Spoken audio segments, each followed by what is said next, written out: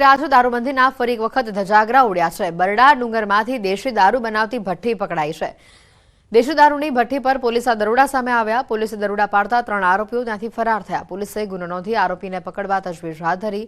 બરડા ડુંગરમાં આવેલા કહારિયા તળાવની બાજુમાં દારૂની ભઠ્ઠી ચાલતી હતી।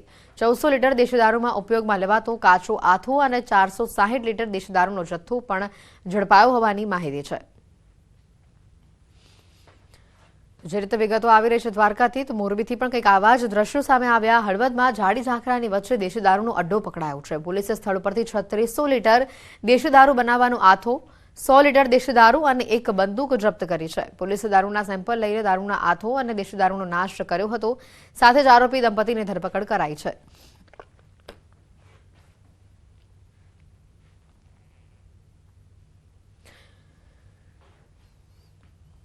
ભરૂચના વાગરા તાલુકાના સાયખા ઇન્ડસ્ટ્રીયલ એસ્ટેટમાં ઊંચાઈ પરથી પટકાતા એક કામદારનું મોત થયું હોવાના સમાચાર છે। દત્તા હાઇડ્રોકેપ નામની દુર્ઘટના બનવા પામી છે। આ કંપનીમાં પતરા ફિટિંગનું કાર્ય ચાલી રહ્યું હતું અને આ દરમિયાન શેડ ઉપરની લાઇફલાઇન પર સેફટી બેલ્ટ લગાડવા જતા 30 વર્ષીય કામદાર નરેન્દ્રભાઈનો પગ લપસી ગયો હતો। ફાઇબર સીટ ખસી જતા તે નીચે પટકાતા તેઓને ગંભીર ઇજા પહોંચી હતી। ઇજાગ્રસ્તને સામૂહિક આરોગ્ય કેન્દ્રમાં સારવાર માટે ખસેડવામાં આવતા હાજર તબીબે તેઓને તપાસી મૃત જાહેર કર્યા હતા।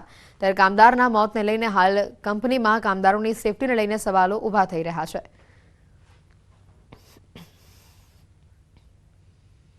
સાયબર ફ્રોડને અટકાવવાના ઇસરો ક્વોન્ટમ ટેકનોલોજી વિકસાવશે। વર્તમાન સમયમાં મોબાઈલ હેક કરી લોકોના ઓટીપી મેળવીને સાયબર ગઠિયાઓ દ્વારા ફ્રોડ કરવાની ઘટનાઓ સતત વધી રહી છે અને ત્યારે આવા બનાવોને અટકાવવા ઇસરો ક્વોન્ટમ ટેકનોલોજી પર હાલ કામ કરી રહ્યું છે। ઇસરોના ડિરેક્ટર ડોક્ટર નિલેશ દેસાઈએ આ અંગે કહ્યું છે કે ક્વોન્ટમ ટેકનોલોજીથી આવા સાયબર ફ્રોડને રોકી શકાશે।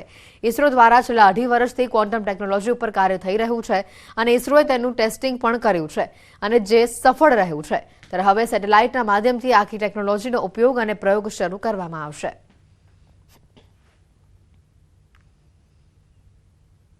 આજની તારીખમાં આ નવી ટેકનોલોજી છે, પણ અમને પૂરી આશા છે કે નેક્સ્ટ 15 થી 25 વર્ષમાં આખા દેશમાં જે આ બધા ટ્રાન્ઝેક્શન થશે, ફાઇનાન્શિયલ ટ્રાન્ઝેક્શન, બેંક રિલેટેડ અથવા સ્ટોક માર્કેટ રિલેટેડ, એ બધા આ જે ક્વોન્ટમ ટેકનોલોજીના માધ્યમથી જ થશે।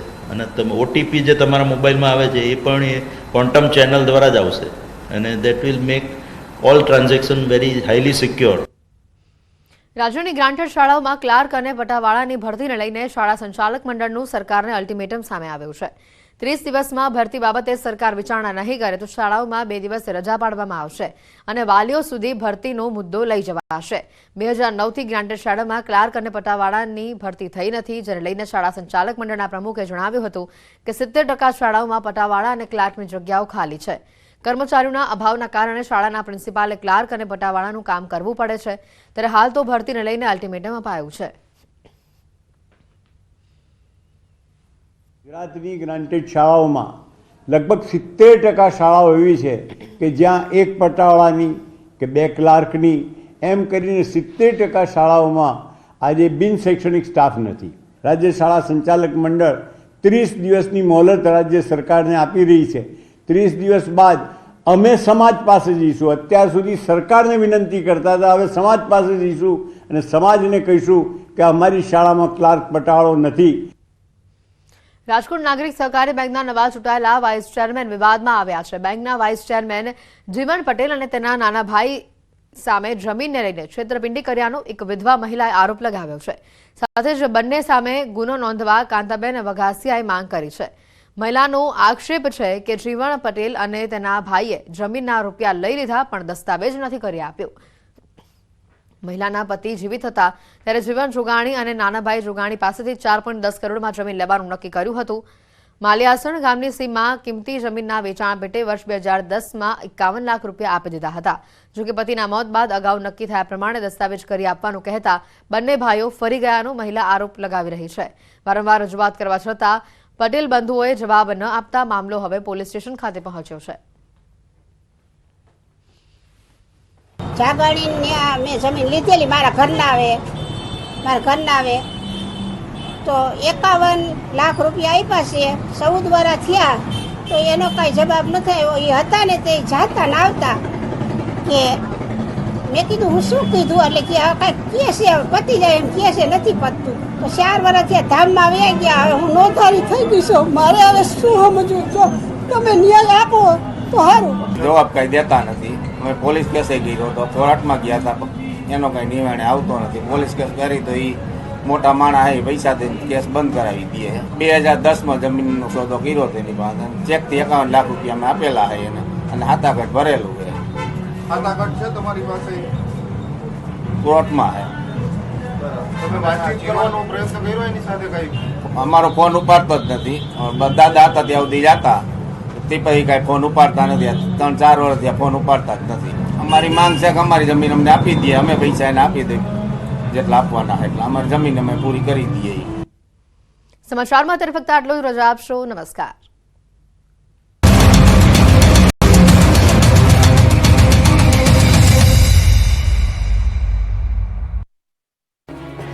જૂનાગઢમાં ગાદી વિવાદ વચ્ચે ભૂતનાથ મંદિર ખાતે ધર્મસભાનું આયોજન કરવામાં આવ્યું, જ્યાં મોટી સંખ્યામાં સંતોએ હાજરી આપી. પરંતુ ધર્મસભામાં મહેશગીરી બાપુ પોતાના સંબોધનમાં ગંભીર આરોપ લગાવતા જોવા મળ્યા. મહેશગીરીએ પોતાના સંબોધનમાં ગિરનારના ઢોંગી સાધુઓની એક પોલ ખોલી તેમને આરોપ લગાવ્યો કે સાધુઓ દારૂથી ટલ્લી થઈને પડ્યા રહે છે અને ગિરનારમાં આવા અનેક ઢોંગી સાધુઓ છે.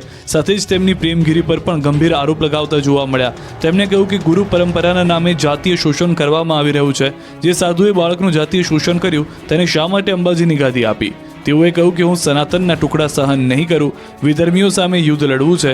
હાલ ગિરનારમાં અનેક પરંપરાઓ તૂટી રહી છે. મારે ગાદી પર નથી બેસવું, પણ ગિરનારમાં ખોટું પણ નહીં થવા દઉં. મહેશગીરીએ આરોપ લગાવ્યા કે ગિરનારમાં ભરતી મેળો શરૂ થઈ ગયો છે. ગિરનારમાં હાલ ભગવા પહેરી દારૂ પીને લોકો ટલ્લી થઈને ફરે છે. આવા તુતારોને જોઈને સાચા સાધુઓની કદર નથી થતી. ઝેર પીવું પડે તો હું પીવા તૈયાર છું, પરંતુ પરિવર્તન લાવીશ. હરિગીરી ગેંગ અખાડા પર કબજો કરીને બેઠી છે. હરિગીરી અખાડામાં છે, અખાડોમાં હરિગીરી નથી. ધર્મસભા જાણે કે આરોપીઓનો અખાડો બન્યો હોય એવું લાગી રહ્યું છે. મહેશગીરીના સંબોધનમાં ગિરનારના ઢોંગી સાધુઓની વરવી વાસ્તવિકતા પણ જોવા મળી અને તેનો ઘાટ ઘડાતો સ્પષ્ટ નજરે પડ્યો. ત્યારે હવે ગિરનારમાં સાધુઓ વચ્ચેના વિવાદમાં વધુ જોર પકડતા હોય એમ લાગી રહ્યું છે. ત્યારે આગામી દિવસોમાં આ વિવાદને લઈ વધુ કેટલાક ખુલાસા થઈ શકે છે. સિમ કાર્ડ ખરીદવા આવતા ગ્રાહકોની જાણ બહાર તેનું સિમ કાર્ડ એક્ટિવ કરવામાં આવતું અને બાદમાં તે કાર્ડને વિદેશ મોકલવાના ષડયંત્રનો પર્દાફાશ થયો છે. સમગ્ર કેસમાં પોલીસે 3 આરોપીઓને દબોચી લીધા. અમદાવાદના શાહીબાગ ખાતે આવેલ ફોરેન પોસ્ટ ઓફિસમાંથી સુપ્રિન્ટેન્ડન્ટ કસ્ટમ અધિકારી દ્વારા સાયબર ક્રાઇમને માહિતી મળી કે એક પાર્સલ વડોદરાથી આવ્યું છે, જે દુબઈ મોકલવાનું છે, જેમાં 55 જેટલા તિરુપતિ એડિબલ ઓઇલ્સ, દરેક તહેવાર હેલ્ધી તહેવાર. સુરતમાં લગ્ન પ્રસંગમાં ફાયરિંગ કરનારની ધરપકડ, આરોપીની રિવોલ્વરનું લાયસન્સ રદ.